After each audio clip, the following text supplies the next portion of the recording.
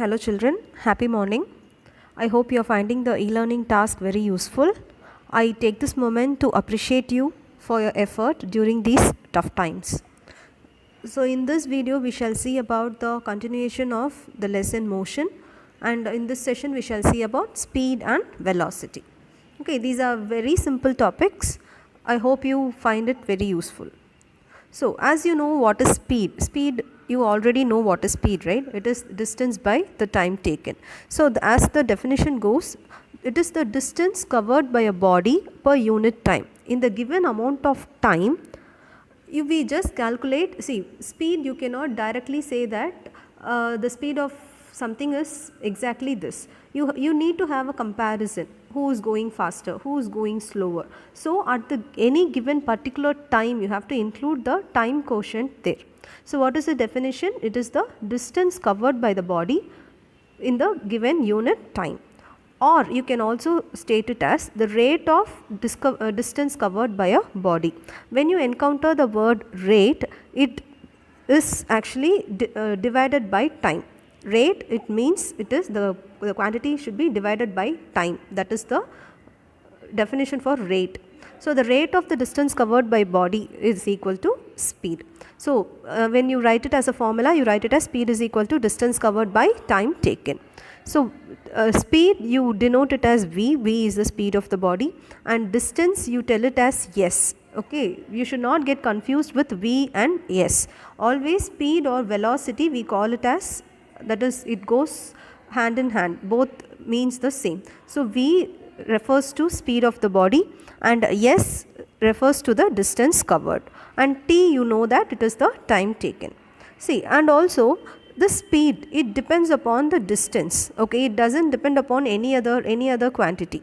So this speed we tell it as a scalar quantity. When you call something as scalar, it means that that particular quantity is dependent on only one value, that is the basic fundamental measurement or basic fundamental quantity. So when something depends on only one such basic fundamental quantity, you call those terms as scalar. So since speed depends upon the distance covered, you call it as a scalar quantity. Okay. Now for the example. Imagine a driver takes 4 hours to reach a destination of 100 kilometers. So then you just calculate the speed by distance by the time taken. Distance is 100 kilometer, it is given, divided by the time taken is 4 hours. So it is 25 kilometer per hour. And in this we have to note a small thing, which is the unit of speed.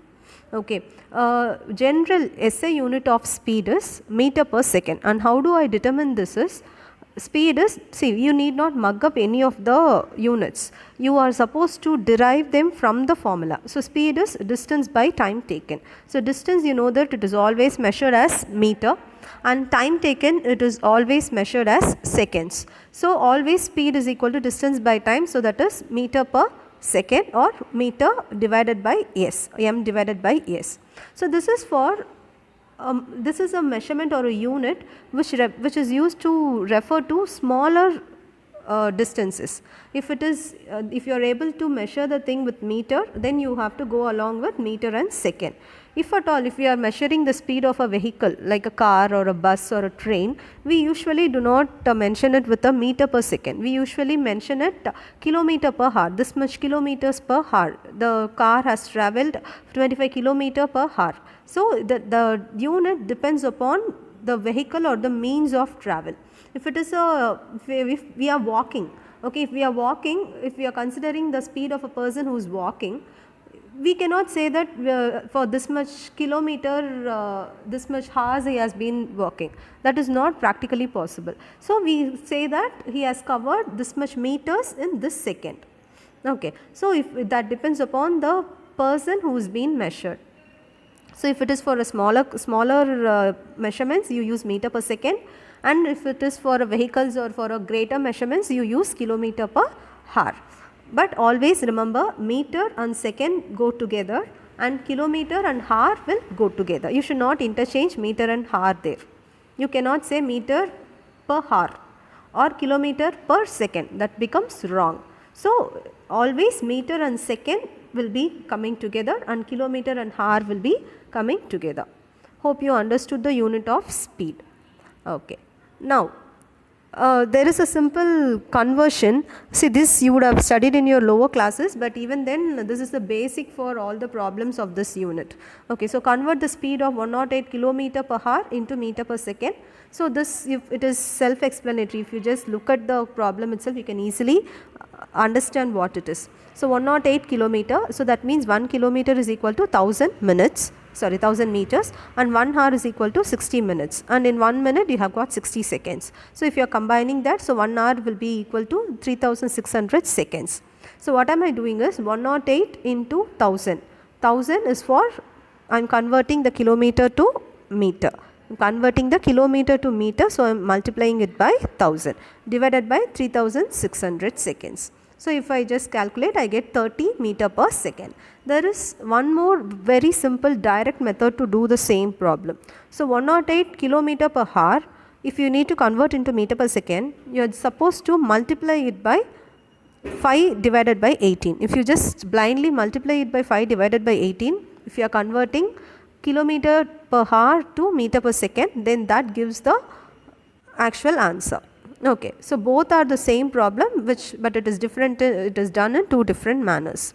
And about the speedometer. So speedometer, I think you are very well aware of what a speedometer is. When you look at the car, you can easily tell what is the speed of the car at that particular given instant, right? The speed is measured with the help of the instrument which is fitted in the car dashboard, that is called as your speedometer, and usually it shows the speed in kilometer per hour because it is a car or a bigger vehicle. So we'll be measuring the speed in kilometer per hour. Okay, so hope you understood what speed is, right? Now the same thing is applicable for your velocity. See, velocity and speed, you might think that both are different terms, but in your practical or in your numerical problems, we will be combining both and we will be mentioning both as the same, unless or otherwise they are travelling in a straight line. Okay, so I am not going to confuse you, just understand what it is. So velocity is nothing but the same speed when a direction is also mentioned. Velocity is as simple as velocity is equal to speed when it is mentioned along with direction, that is all. So these are just for the sake of the definition. So definition is what? Speed, there you tell it as distance of a body.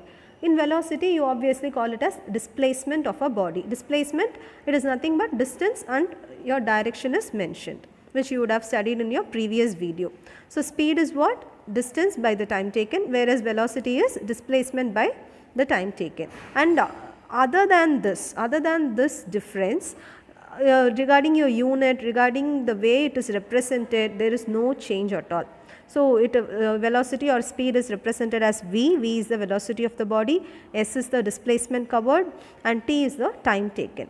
And now, since this velocity depends upon two basic fundamental quantities like distance and also directions, there are two fundamental basic quantities. So it is termed as a vector quantity. When a unit or when a measurement is dependent upon more than one basic fundamental quantity, then you call that as a vector quantity. Other than this, there is no major change at all. Example, a driver takes 4 hours to reach the destination, same.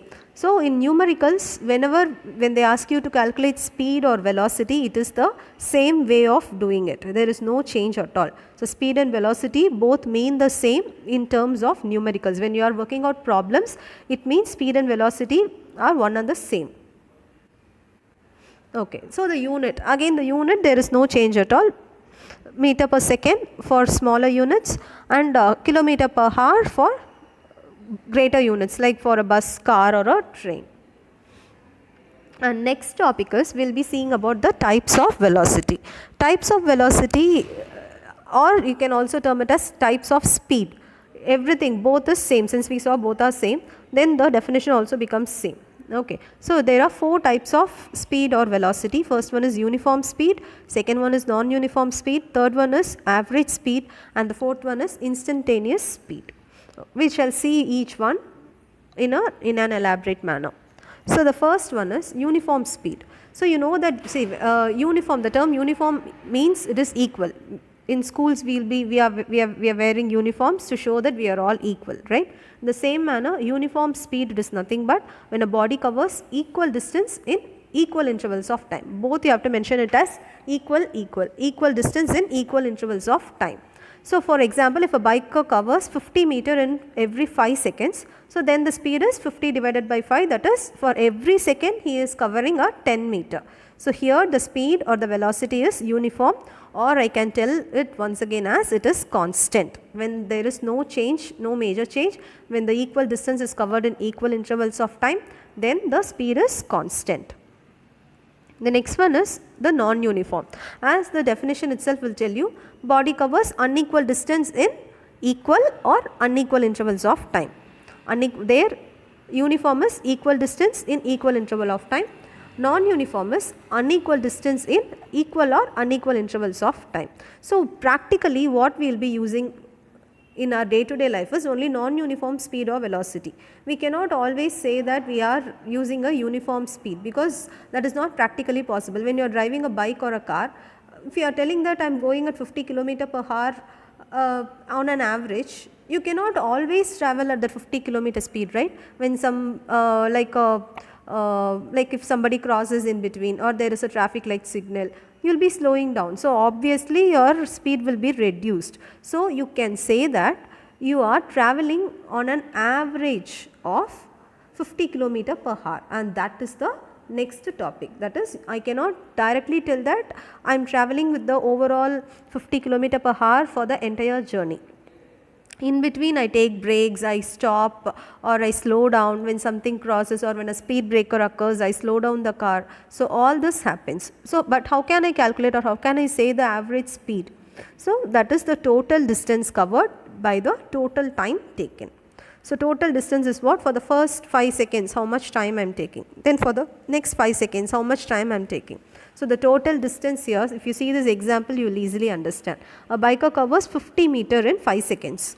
Okay, then the next 40 meters in next 5 seconds. So the speed is, that is the distance covered is not same here, it is varying. Yes, so how will you calculate for a varying speeds like this? So speed for the first kilometer, first 5 seconds is 10 by that is 10 meter per second, and the next 5 seconds is 40 by 5, that is 8 meter per second. So total distance covered is 50 plus 40, that is total distance is what? 50 and 40, so 90 divided by 10. So the average speed is 9 meter per second. So how will you calculate average speed? It is the total distance covered divided by the total time taken. See, you need not mug up everything, please understand the concept and then you can easily apply it in the problems. If you mug it up, it becomes really tough. Next one is instantaneous speed. Instantaneous, instant, you know the meaning of the word, you call it as instant coffee. That means what? You get the coffee immediately, right? So the same thing. So when the speed of the object is constantly changing, say imagine you are driving a car, you are traveling and your speed is obviously constantly changing, it is a variable speed. So at the given instant, if somebody is asking you at what speed your car is going, so you just look at the speedometer and you give an answer, right? So at the particular given instant, what is the speed of the object? So that is called as instantaneous speed or velocity. When the speed of an object is constantly changing, that means you are traveling in a car and the speed is constantly changing, okay? The instantaneous speed is the speed of an object at a particular instant, at the given time, at the given particular instant, what is the speed? Okay, so you can directly look at the speedometer and you can tell that the car is traveling at 100 km per hour. So that doesn't mean that it is continuously traveling for the 100 km per hour for the entire journey. No, at that instant it is traveling at 100 km per hour. So that is what is your instantaneous speed or velocity. Hope you understood the concept of speed and velocity. Now let me just summarize the entire topic for you. Is the speed and velocity same or different? If somebody asks you, is speed and velocity the same or different? Theory wise there is difference. There are two different definitions, and speed depends upon distance and velocity depends upon displacement. So theory wise both are not same. But whereas when we are using the same thing as your numericals or in a practical application, we call or we combine both as a same term. And one very important point that we have to remember is speed and velocity is same only when the object is travelling in a straight line.